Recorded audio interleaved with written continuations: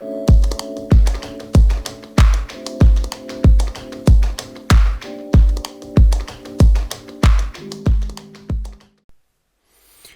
वालेकुम स्टूडेंट्स। आज आपका सेकंड सेमेस्टर का पहला लेक्चर है और बुक जो आपने पढ़नी है वो वही है जो आपने फर्स्ट सेमेस्टर में पढ़ी है।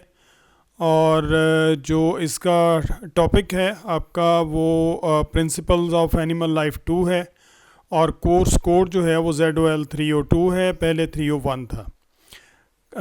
क्रेडिट आर इसके जो केमिस्ट्री के लिए हैं वो 4 क्रेडिट आर का है, 3 जो है वो थ्योरी के, एक प्रैक्टिकल का।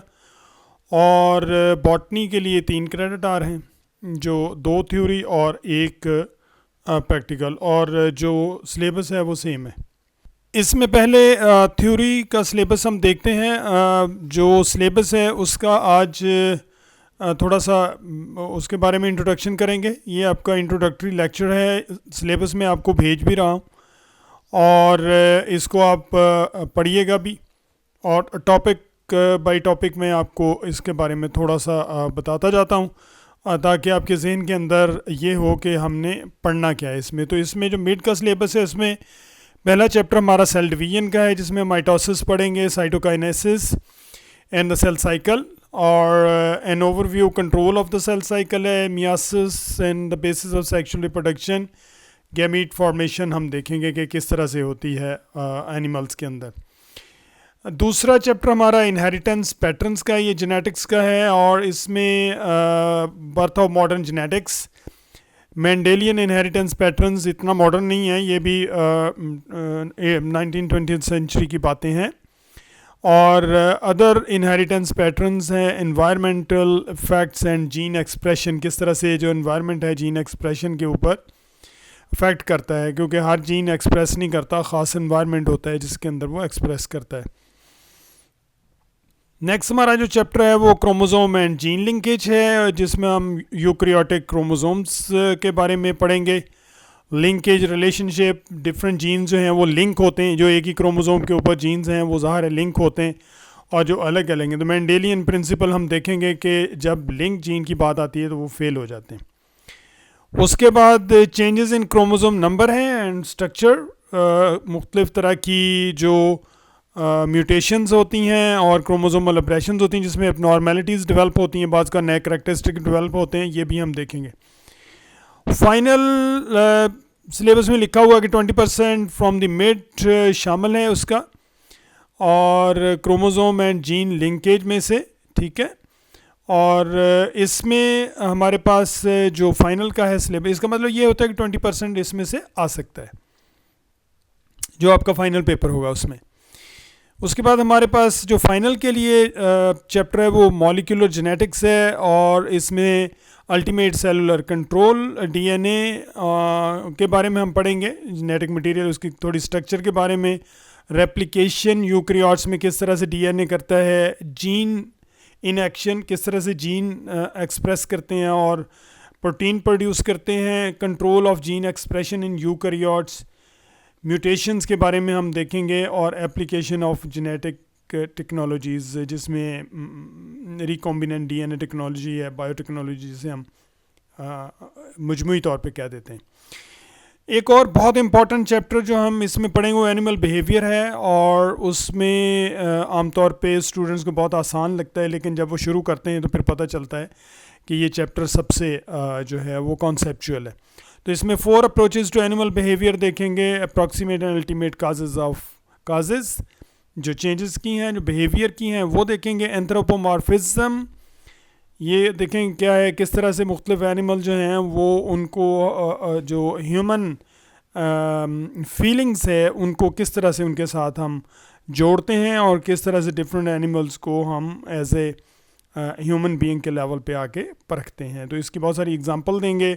डेवलपमेंट ऑफ बिहेवियर, किस तरह से डिफरेंट एनिमल्स का बिहेवियर डेवलप होता है, लर्निंग किस तरह से करते हैं एनिमल, बिहेवियर कंट्रोल कैसे होता है, कम्युनिकेट कैसे करते हैं एनिमल्स आपस में, ये बहुत इंपॉर्टेंट है, क्योंकि ज़ाहिर है जो हम कहते हैं कि ह्यूमन बीइंग जो है वो अशरफुल मखलूक़ात है या it's a very special creation, तो उसमें जो मेन डिफरेंस है वो कम्युनिकेशन का है।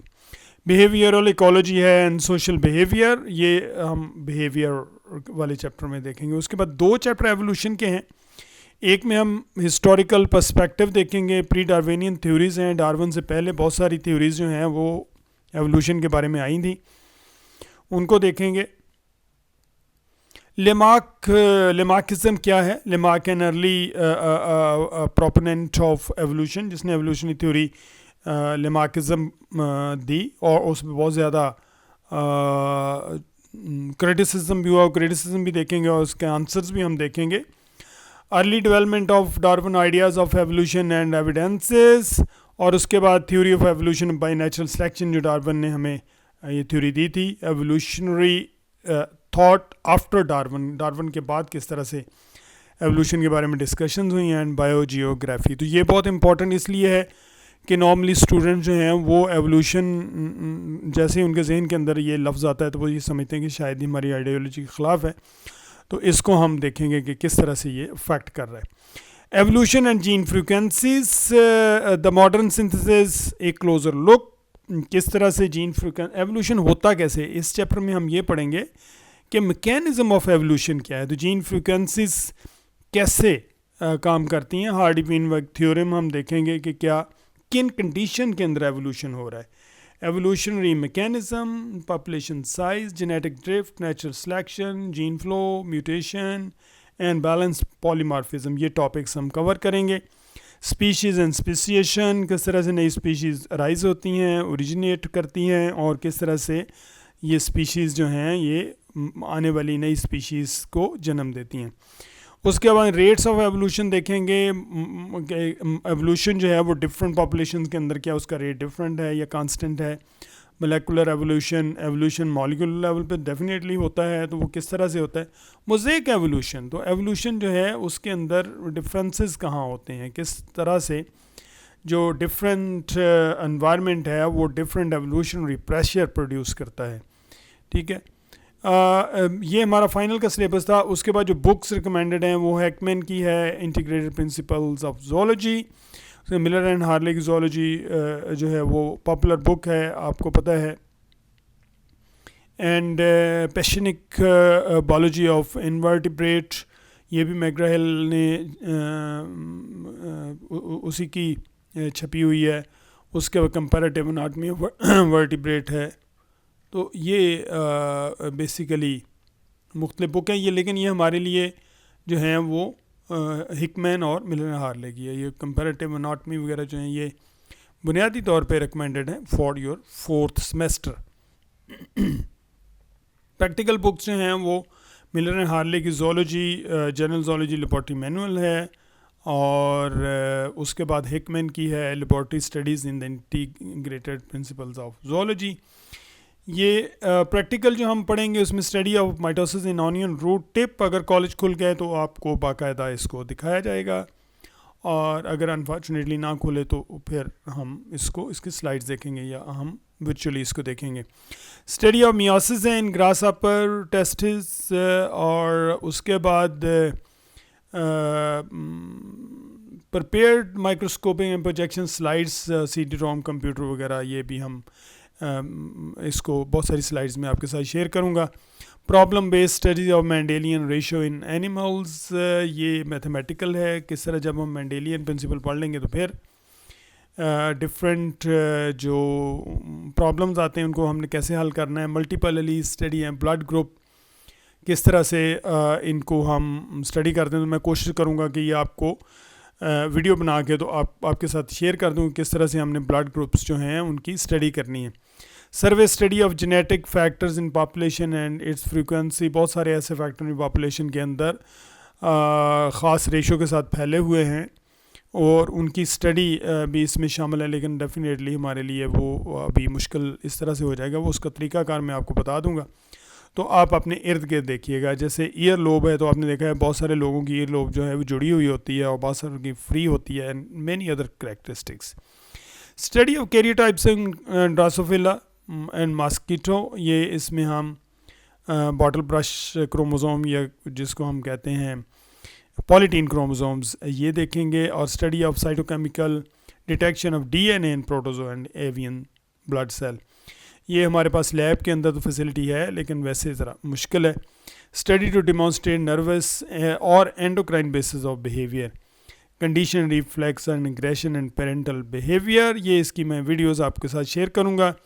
Study to demonstrate social behaviour, document film by shown honey bee monkey groups in zoo. और ये जब आप कहीं पार्क वगैरह में जाते हैं, जैसे उस दिन बहुत सारे स्टूडेंट जो हैं वो राना रिजॉर्ट गए, बहुत सारे एनिमल्स जो हैं, यही चीज़ें होती हैं जो स्टडी करने वाली होती हैं और उनको आपने ऑब्ज़र्व करना होता है। ये आपकी स्टडी का हिस्सा होती है और उसके बाद उस पर एक छोटी सी रिपोर्ट भी लिखनी होती है। Study of stages in the development of an echinoderm, इसकी स्लाइड्स हम देखेंगे। Study of early stages in development of frog, chick and mammals, ये भी हम जो है वो स्लाइड्स देखें। तो 10 and 11 प्रिपेयर्ड स्लाइड्स हैं, प्रिजर्व स्लाइड्स हैं, और उसके बाद जो है वो हम मल्टीमीडिया को यूज़ करेंगे।